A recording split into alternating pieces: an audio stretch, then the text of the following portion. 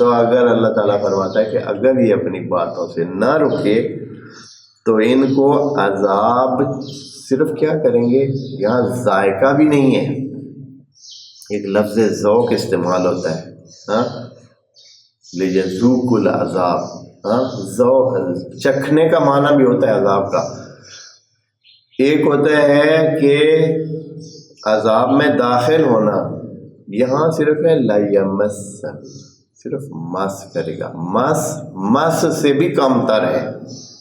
بس کتنے الفاظ ہیں، یہ سب کا معنی علیحدہ علیحدہ ہے، لیکن یہاں تفسیروں میں اور ترجمے میں آپ سب ایک ہی کھاتے میں۔ بھائی یہاں لکھا ہوا ہے لا یمسن الذین کافروا منہم عذاب علیم، عذاب دردناک ان کو کیا کرے گا، مس کرے گا، مس، یعنی پتہ نہیں چلے گا ان کو کہ یہ کدھر سے آ رہا ہے، یعنی بس تھوڑا سا ٹچ کرائیں گے یہاں۔ اس زندگی کی بات ہے، آخرت کی بات نہیں ہے، یہ اس زندگی کی بات ہے، اس میں وہ عذاب میں رہیں گے اور پتہ بھی نہیں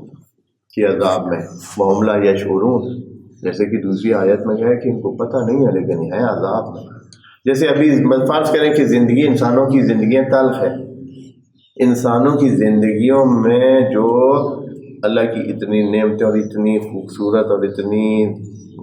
جذاب دنیا ہے، اسی میں انسان سارے ذلیل و خوار ہیں، سارے تکلیف میں، سارے انسان، بہت سارے انسان، کچھ انسان جو اللہ تعالیٰ کے قریبی بندے ہیں وہ اطمینان میں ہیں، باقی سارے الا بذکر اللہ تطمئن القلوب والے علیحدہ ہیں، باقی انسانوں کی زندگیاں تلخ